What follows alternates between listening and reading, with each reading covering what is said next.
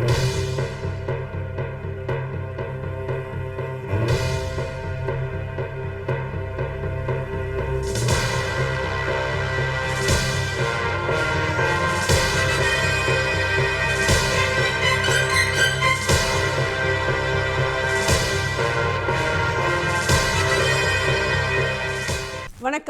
சட்ட தகவல்கள். இன்றைய சட்ட தகவல் நிகழ்ச்சியில் பெற்றோர் மற்றும் மூத்த குடிமக்கள் பராமரிப்பு மற்றும் நல்வாழ்வு சட்டம் 2007 The Maintenance and Welfare of Parents and Senior Citizens Act 2007 பற்றி விரிவாக காண்போம்.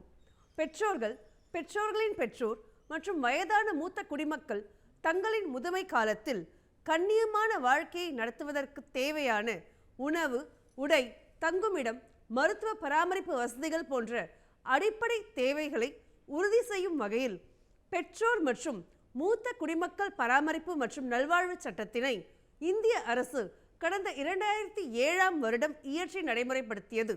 இச்சட்டத்தில் மூத்த குடிமக்களுக்கான அரசு மற்றும் தனியார் பராமரிப்பு விடுதிகளை நிறுவுதல், அதன் தரம் மற்றும் சேவைகள் போன்றவற்றை கண்காணிக்கும் வகையில் வழிமுறைகள் ஏற்படுத்தப்பட்டுள்ளது. மேலும் மூத்த குடிமக்களுக்கு சிறப்பு மருத்துவ வசதிகளை அரசு மருத்துவமனைகளிலும் தனியார் மருத்துவமனைகளிலும் வழங்குவதை உறுதி செய்யும் வகையில் நடைமுறைகள் உருவாக்கப்பட்டுள்ளன.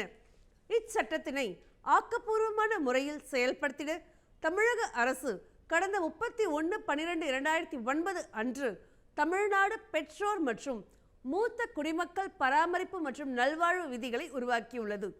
இச்சட்டத்தின் பலனை அடையக்கூடிய நபர்கள் யார்? இச்சட்டப்படி பிள்ளைகளும் பேரப்பிள்ளைகளும் தனது பெற்றோர்களையும் பெற்றோரின் பெற்றோர்களையும் முறையாக பராமரித்திட கடமை உள்ளதாக குறிப்பிடப்பட்டுள்ளது.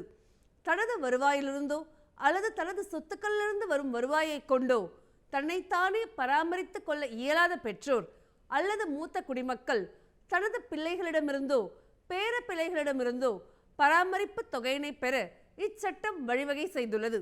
இச்சட்டத்தின்படி 60 வயது பூர்த்தி அடைந்தவர்களும் 60 வயதுக்கு மேற்பட்டவர்களும் மூத்த குடிமக்கள் என கருதப்படுவார்கள். குழந்தைகள் இல்லாத மூத்த குடிமக்கள் தனது சொத்தில் அனுபவத்தில் இருக்கும் உறவினர்களிடமிருந்தோ அல்லது தனது ஆயுட்காலத்திற்கு பிறகு வாரிசுரிமை சட்டப்படி தனது சொத்தினை அடையவிருக்கும் உறவினர்களிடமிருந்தோ பராமரிப்பு தொகையினை பெற இச்சட்டம் வழிவகை செய்துள்ளது. இச்சட்டத்தின்படி பெற்றெடுத்த தாய் தந்தை மட்டுமல்லாது தத்தெடுத்த பெற்றோர்கள் அடாப்டிவ் பேரண்ட்ஸ், வளர்ப்பு பெற்றோர் step mother and step father, பெற்றோரின் பெற்றோரான தாத்தா பாட்டி ஆகியோர் உரிய முறையில் மனு செய்து நிவாரணம் பெறலாம். எங்கு மனு செய்வது? இச்சட்டத்தின் கீழ் நிவாரணம் பெற நீதிமன்றத்திற்கு சென்று மனு தாக்கல் செய்ய தேவையில்லை. இச்சட்டப்படி பராமரிப்பு தொகை கோரி ஒரு மனுவினை சட்டப்பிரிவு 7 படி வருவாய் கோட்டாட்சியர் ரெவென்யூ டிவிஷனல் ஆஃபீஸர் RDO தலைமையில் வருவாய் உட்கோட்ட அளவில் அமைக்கப்பட்டுள்ள ஜீவனாம்ச தீர்ப்பாயங்கள் மெயின்டெனன்ஸ் ட்ரிபியூனல் முன்பு பெற்றோர்களோ அல்லது மூத்த குடிமக்களோ நேரடியாக தாக்கல் செய்து நிவாரணம் பெற்றுக்கொள்ளலாம். வயதின் காரணமாகவோ உடல்நிலையின் காரணமாகவோ அவர்களால் மனு தாக்கல் செய்ய இயலவில்லை என்றால் அவர்களது சார்பாக அவர்களின் உறவினர்களோ அல்லது அவர்களின் அங்கீகாரம் பெற்ற நபர்களோ மனு தாக்கல் செய்யலாம். அத்தியாவசிய நேர்வுகளில் தீர்ப்பாயமே நேரடியாக தனது கவனத்திற்கு வரும் தகவல்களின் அடிப்படையில் தாமாகவே சூமோற்ற வழக்கினை கோப்பிற்கு எடுத்துக்கொள்ளலாம். மூத்த குடிமக்கள் தீர்ப்பாயத்தை அணுகுவதில் ஏதேனும் உதவிகள் தேவைப்படின் அவர்கள் வசிக்கும் பகுதிக்கு அருகில் உள்ள நீதிமன்றங்களில் செயல்படும் வட்ட சட்ட பணிகள் குழு அல்லது மாவட்ட சட்டப்பணிகள் ஆணையம் போன்ற அமைப்புகளை அணுகி உரிய சட்ட உதவிகள் பெறலாம். குற்றவியல் நடைமுறை சட்டம் பிரிவு 125 படி ஜீவனாம்சம் கோரியும் மூத்த குடிமக்கள் பாதுகாப்பு சட்டம் பிரிவு 5 படி பராமரிப்பு தொகை கோரியும் ஒரே நேரத்தில் 2 மனுக்களை தாக்கல் செய்து நிவாரணம் கோர இயலாது என சட்டப்பிரிவு 12 குறிப்பிடுகின்றது. பராமரிப்பு தொகை இச்சட்டத்தின்படி மனுதாரர்களான பெற்றோர் அல்லது மூத்த குடிமக்கள் மாதம் ஒன்றுக்கு ரூபாய் 10,000 வரை பராமரிப்பு தொகை பெற தகுதியுடையவர்கள் என சட்டப்பிரிவு 9 குறிப்பிடப்பட்டுள்ளது. பெற்றோர் மற்றும் மூத்த குடிமக்களின் வாழ்க்கை தரம் மற்றும் வருவாய் ஆகியவர்களை கணக்கில் கொண்டும் அவர்களின் பிள்ளைகளின் வருவாய், சொத்துக்கள் மற்றும் வாழ்நிலை ஆகியவர்களை கருத்தில் கொண்டும் உரிய பராமரிப்பு தொகையை தீர்ப்பாயங்கள் முடிவு செய்து உத்தரவு பிறப்பிக்கும். பிரதான மனு நிலுவையில் இருக்கும் காலகட்டத்தில் இடைக்கால பராமரிப்பு தொகை மற்றும் வழக்கு செலவு தொடர்பான உரிய உத்தரவுகளை அந்தந்த தருணங்களில் தீர்ப்பாயம் பிறப்பிக்கலாம். இச்சட்டத்தின் பிரிவு 14 படி பராமரிப்பு தொகையை மனு தாக்கல் செய்த தேதியிலிருந்து வட்டியுடன் வழங்க தீர்ப்பாயம் உத்தரவு பிறப்பிக்கலாம். வழக்கு விசாரணை தமிழக அரசின் 2009 வருட விதிகளில் மனு விசாரணை நடைமுறை, சமரச முயற்சி, பராமரிப்பு தொகை தொடர்பான படிவங்கள், மேல்முறையீட்டு நடைமுறைகள் மற்றும் சட்டத்தின் செயலாக்கத்தினை கண்காணிப்பது ஆகியவைகள் பற்றி விரிவாக விளக்கப்பட்டுள்ளது. தமிழக அரசின் 2009 வருட விதிகளின்படி படிவம் ஆவில் கண்டுள்ள விவரங்களை பூர்த்தி செய்து பாதிக்கப்பட்ட மூத்த குடிமக்கள் வருவாய் கோட்டாட்சியர் தலைமையில் அமைக்கப்பட்டுள்ள தீர்ப்பாயத்தின் முன்பு மனு தாக்கல் செய்யலாம். பின்னிட்டு எதிர்மனுதாரர் ஆஜரானவுடன் இரு தரப்பினரும் விதி 10 படி சமரச அலுவலர் முன்பு சமரச முயற்சிக்காக அனுப்பி வைக்கப்படுவார்கள். மனுவின் தரப்பினர்களிடையே சமரச முயற்சி ஏற்பட்டால் அந்த சமரச அறிக்கையின் அடிப்படையில் தீர்ப்பாயம் உரிய உத்தரவுகளை பிறப்பிக்கும். சமரச முயற்சி பலனளிக்கவில்லை என்றால் தீர்ப்பாயத்தின் முன்பு விசாரணை மேற்கொள்ளப்பட்டு உரிய உத்தரவு பிறப்பிக்கப்படும். இச்சட்டத்தின் கீழ் தாக்கல் செய்யப்படும் மனுவினை எதிர்மனுதாரருக்கு அறிவிப்பினை சார்பு செய்த தினத்திலிருந்து 90 நாட்களுக்குள் முடித்து தீர்ப்பாயம் உத்தரவு வழங்க வேண்டும். தேவைப்படும் சமயத்தில் உரிய காரணங்களின் அடிப்படையில் மேலும் 30 நாட்கள் கால நீட்டிப்பு செய்து மனுவினை முடித்து உத்தரவு பிறப்பிக்கலாம். இச்சட்டத்தின்படி 18 வயது பூர்த்தி அடையாத இளவரை மைனர் எதிர்மனுதாரராக சேர்க்க இயலாது. இச்சட்டம் நடைமுறையில் உள்ள இதர சட்டங்களை காட்டிலும் கூடுதல் அதிகாரம் ஓவர் ரைடிங் எஃபெக்ட் பெற்றதாக அமைந்துள்ளது. இச்சட்டத்தின் கீழ் தாக்கல் செய்யும் மனுக்களை விரைவு விசாரணை நடைமுறை சம்மரி ட்ரையல் ப்ரொசீஜர் அடிப்படையில் தீர்மானித்து விரைந்து தீர்ப்பாயங்கள் உத்தரவு பிறப்பிக்க வேண்டும். இச்சட்டத்தின்படி அமைக்கப்படும் தீர்ப்பாயங்கள் சிவில் நீதிமன்றங்கள் போல செயல்படும். இச்சட்டத்தின் பிரிவு 17 படி மனுவின் தரப்பினர்கள் விசாரணை தீர்ப்பாயத்தின் முன்போ அல்லது மேல்முறையீட்டு தீர்ப்பாயத்தின் முன்போ வழக்கறிஞர்கள் மூலமாக ஆஜராக இயலாது. No party to a proceeding before a tribunal or an appellate tribunal shall be represented by a legal practitioner. இச்சட்டத்தின்படி தாக்கல் செய்யப்படும் மனுக்களில் பிறப்பிக்கப்படும் உத்தரவுகளின் நகல்களை மனுதாரரான மூத்த குடிமக்களுக்கு சட்டப்பிரிவு 11 படி இலவசமாக வழங்க வேண்டும். தீர்ப்பாயம் பராமரிப்பு தொகை தொடர்பாக உரிய உத்தரவு பிறப்பித்த பின்பும் பராமரிப்பு தொகையை எதிர்மனுதாரர் செலுத்த தவறினால் அத்தொகை அரசு வரி நிலுவையை போன்று தீர்மானிக்கப்பட்டு வருவாய் வசூல் சட்டத்தின் ரெவென்யூ ரெக்கவரி ஆக்டின் கீழ் அத்தொகையை வசூல் செய்ய மாவட்ட ஆட்சியர் நடவடிக்கை எடுப்பார். மேல்முறையீடு இச்சட்டத்தின்படி தீர்ப்பாயம் பிறப்பிக்கும் உத்தரவுகளுக்கு எதிராக பிரிவு 16 கீழ் பெற்றோரோ அல்லது மூத்த குடிமக்களோ 60 நாட்களுக்குள் மேல்முறையீட்டு தீர்ப்பாயத்தின் முன்பு மேல்முறையீடு தாக்கல் செய்ய வழிவகை செய்யப்பட்டுள்ளது.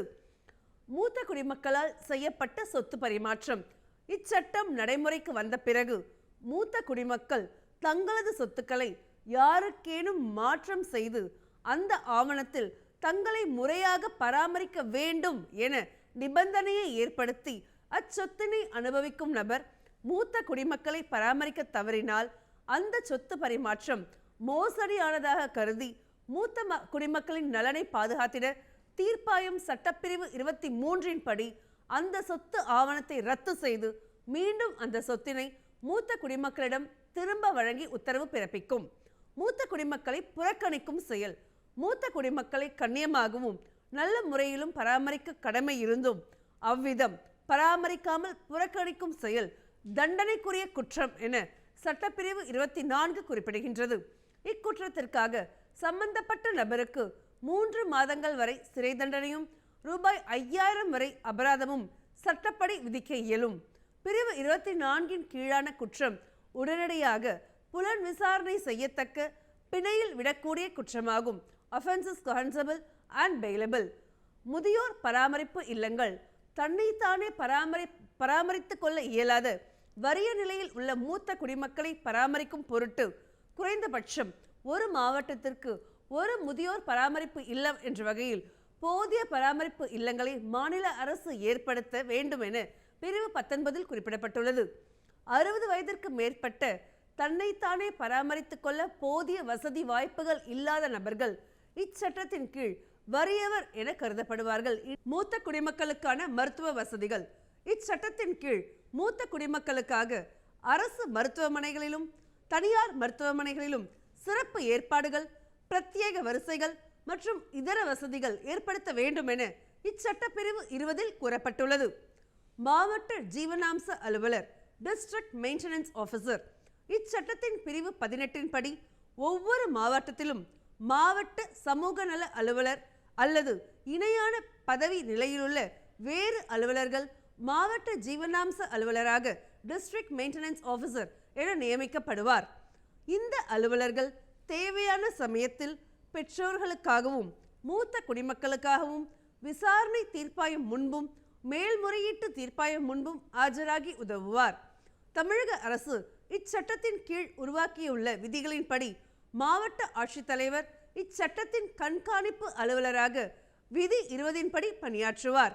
மாவட்டத்தில் உள்ள மூத்த குடிமக்களும் அவர்களது சொத்துக்களும் முறையாக கண்காணிக்கப்பட்டு பராமரித்திட உரிய நடவடிக்கையினை மாவட்ட ஆட்சித்தலைவர் மேற்கொள்ள வேண்டும். பராமரிப்பு தீர்ப்பாயங்கள் மற்றும் மாவட்ட ஜீவனாம்ச அலுவலர் ஆகியோரின் பணிகளை மேற்பார்வையிட்டு ஒருங்கிணைத்து மூத்த குடிமக்களின் பாதுகாப்பு மற்றும் அவர்களின் கண்ணியமான வாழ்க்கையை உறுதி செய்திட மாவட்ட ஆட்சித்தலைவர் நடவடிக்கை மேற்கொள்ள வேண்டும். தமிழ்நாடு மூத்த குடிமக்கள் மாநில கொள்கை வரைவு 2022. இச்சட்டத்தின் அடிப்படையில் தமிழக அரசு கடந்த 5/5/2022 அன்று தமிழ்நாடு மூத்த குடிமக்கள் மாநில கொள்கை வரைவு 2022 வெளியிட்டுள்ளது. அதன் அடிப்படையில் பல்வேறு கொள்கை முடிவுகள் இறுதி செய்யப்பட்டுள்ளன. அனைத்து மருத்துவ கல்லூரிகள் மற்றும் மாவட்ட அரசு மருத்துவமனைகளில் முதியோர் நலப்பிரிவுகளை நிறுவுதல், அரசு ஆரம்ப சுகாதார மையங்கள் மூலம் 60 வயதிற்கு மேற்பட்ட முதியோர்களுக்கு விரிவான மருத்துவ காப்பீடு வழங்குதல், தமிழக அரசால் வழங்கப்படும் தேசிய மருத்துவ காப்பீடு திட்டத்தை அரசு பணியாளர்களை சார்ந்துள்ள பெற்றோர்களுக்கும் நீட்டித்து பணியாளர்களின் சம்பளத்திலிருந்து கூடுதல் பிரீமியம் தொகை பிடித்தம் செய்யப்படுதல், ஒருங்கிணைந்த முதியோர் மேலாண்மை திட்டம், தீராத நோயால் பாதிக்கப்பட்டுள்ள முதியோர்களுக்கும் மாற்றுத்திறனாளி முதியோர்களுக்கும் மறுவாழ்வு மையம் அமைத்தல், வீடற்ற சூழ்நிலையில் உள்ள மூத்த குடிமக்களுக்கு இடைக்கால தங்குமிடங்களை நிறுவுதல் போன்ற பல்வேறு கொள்கை முடிவுகள் மேற்கொள்ளப்பட்டு செயல்படுத்தப்பட்டுள்ளன. நம்மை நல்ல முறையில் பெற்றெடுத்து சீராட்டி வளர்த்திட்ட பெற்றோர்களையும் மூத்த குடிமக்களையும் அவர்களின் வாழ்நாள் முழுவதிலும் கண்ணியமாகவும் அன்பாகவும் பராமரித்திட வேண்டியது பிள்ளைகளின் தார்மீக கடமையாகும். இதனை சட்டங்களும் சமயங்களும் வலியுறுத்துகின்றன. நேயர்களே, சட்டம் சம்பந்தமான கேள்விகளை அனுப்ப வேண்டிய முகவரி: உறுப்பினர் செயலாளர், தமிழ்நாடு மாநில சட்டப்பணிகள் ஆணைக்குழு, வடக்கு கோட்டை சாலை, சென்னை உயர்நீதிமன்ற வளாகம், சென்னை 600104. இந்நிகழ்ச்சிகளை யூடியூபில் பார்க்க தூர்தர்ஷன் பொதிகை சேனலில் நீதிமன்ற செய்திகள் என்ற பிளேலிஸ்டில் காணலாம்.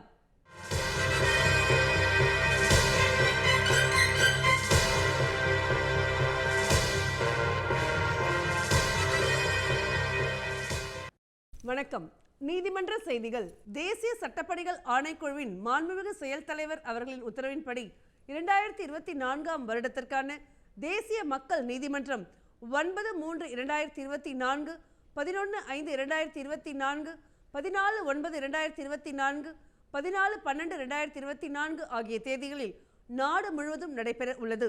அதன்படி மேற்கண்ட தேதிகளில் தமிழ்நாட்டிலும் சென்னை உயர்நீதிமன்ற தலைமை நீதியரசரும் தமிழ்நாடு மாநில சட்டப்பணிகள் ஆணைக்குழுவின் புரவலருமான மாண்புமிகு திரு சஞ்சய் விஜயகுமார் கங்காபூர்வாலா அவர்களின் வழிகாட்டுதலின் படியும் சென்னை உயர்நீதிமன்ற நீதியரசரும் தமிழ்நாடு மாநில சட்டப்பணிகள் ஆணைக்குழுவின் செயல் தலைவருமான மாண்புமிகு திரு எஸ் வைத்தியநாதன் அவர்களின் உத்தரவின்படி மாவட்ட மற்றும் தாலுகா அளவில் உள்ள நீதிமன்றங்கள் முதல் உயர்நீதிமன்றம் வரை உள்ள அனைத்து சட்டப்பணிகள் ஆணைக்குழுக்கள் சார்பில் நடைபெற உள்ளது.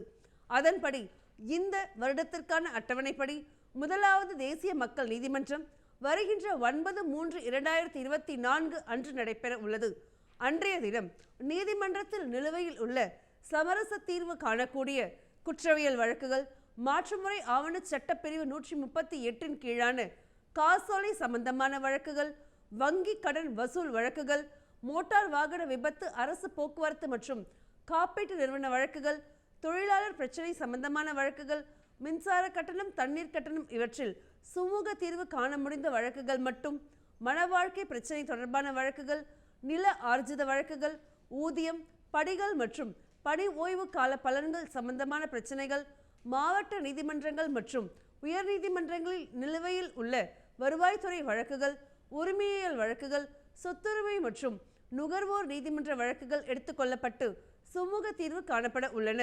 நீதிமன்றத்தில் வழக்காக தாக்கல் செய்யும் முன்னர் சமரசம் செய்து கொள்ளக்கூடிய பிரச்சனைகளான ப்ரீ லிட்டிகேஷன் கேசஸ், வங்கி காசோலை சம்பந்தமான பிரச்சனைகள், வங்கி கடன் வசூல் பிரச்சனைகள், மின்சார கட்டணம், தண்ணீர் கட்டணம் உள்ளிட்ட பிரச்சனைகள் மற்றும் இதர குற்றவியல் வழக்குகள் எடுத்துக்கொள்ளப்பட்டு சுமூக தீர்வு காணப்பட உள்ளன.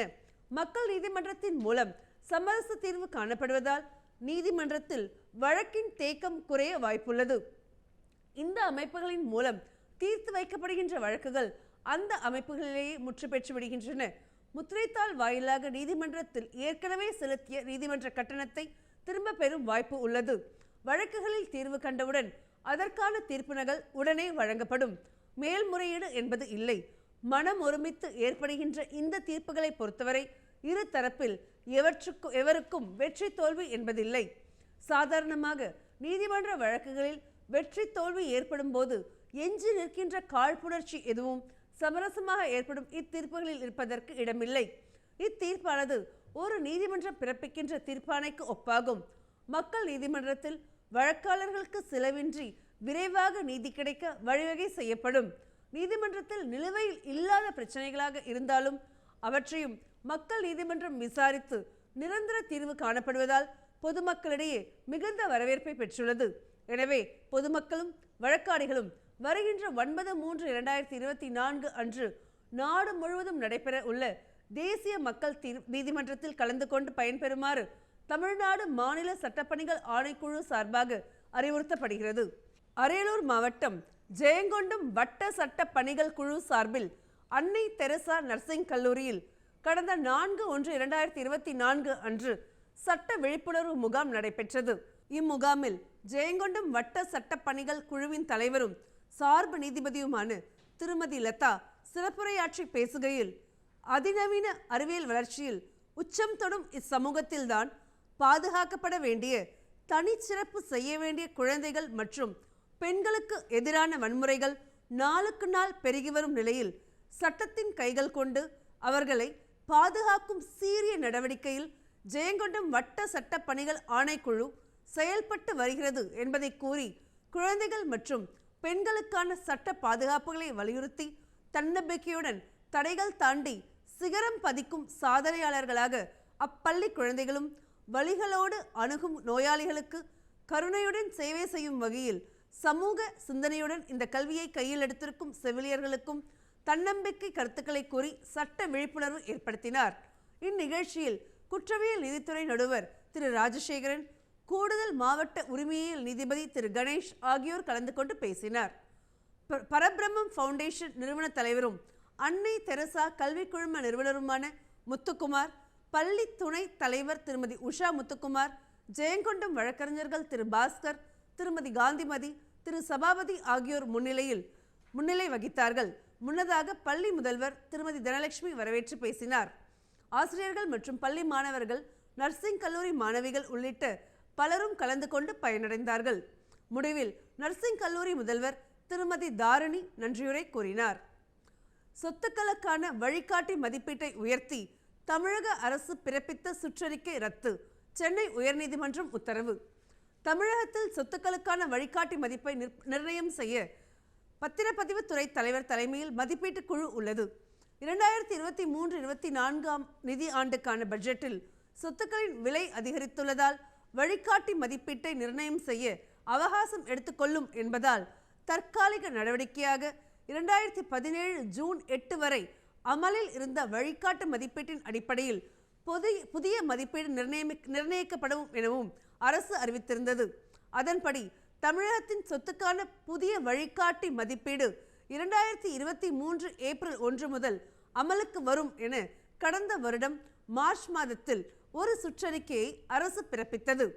வழிகாட்டி மதிப்பை அதிகரித்து தமிழக அரசு பிறப்பித்த இந்த சுற்றறிக்கையை எதிர்த்து இந்திய ரியல் எஸ்டேட் நிறுவனங்களின் கூட்டமைப்பான சென்னை கிடாய் உள்ளிட்ட 2 கட்டுமான நிறுவனங்கள் தரப்பில் சென்னை உயர்நீதிமன்றத்தில் வழக்குகள் தொடரப்பட்டன. அதில் சட்ட விதிகளின்படி இது தொடர்பாக எந்த ஒரு கலந்தாலோசனையும் நடத்தாமல் பொதுமக்களின் கருத்துக்களையும் கோராமல் தமிழக அரசு தன்னிச்சையாக வழிகாட்டி மதிப்பை பல மடங்கு அதிகரித்திருப்பது சட்டவிரோதமானது. 50% வரை வழிகாட்டி மதிப்பை உயர்த்தியிருப்பது என்பது தற்காலிகமான ஏற்பாடாக தெரியவில்லை என மனுதாரர் தரப்பில் தெரிவிக்கப்பட்டிருந்தது. இந்த வழக்கு சென்னை உயர்நீதிமன்ற தனி நீதிபதி முன்பாக விசாரணைக்கு வந்தது. இந்த வழக்குகளை விசாரித்த தனி நீதிபதி சொத்துக்களுக்கான வழிகாட்டி மதிப்பீட்டை திருத்தி அமைக்க தமிழக அரசுக்கு முழு அதிகாரம் உள்ளது என்பதில் எந்த சந்தேகமும் இல்லை. ஆனால் சட்ட விதிகளின்படி துணை குழுக்களை அமைத்து அறிக்கைகள் பெற்று அவற்றை ஆய்வு செய்து பொதுமக்களின் கருத்துக்களை கேட்டு அதன் பிறகே வழிகாட்டி மதிப்பீட்டை நிர்ணயிக்க முடியும். உரிய நடைமுறைகளை பின்பற்றாமல் வழிகாட்டி மதிப்பீட்டை அதிகரித்து கடந்த ஆண்டு மார்ச் மாதம் பிறப்பிக்கப்பட்ட சுற்றறிக்கை இயற்கை விதியை மீறும் செயல் என்பதால் அந்த சுற்றறிக்கை ரத்து செய்யப்படுகிறது. உரிய விதிகளை பின்பற்றி புதிதாக வழிகாட்டி மதிப்பை நிர்ணயிக்கப்பட வேண்டும். அதுவரை 2017 அமலில் இருந்த வழிகாட்டி மதிப்பீட்டை பின்பற்ற வேண்டும் என்று தனி நீதிபதி உத்தரவிட்டார். இத்துடன் நீதிமன்ற செய்திகள் நிறைவடைகிறது. நன்றி, வணக்கம்.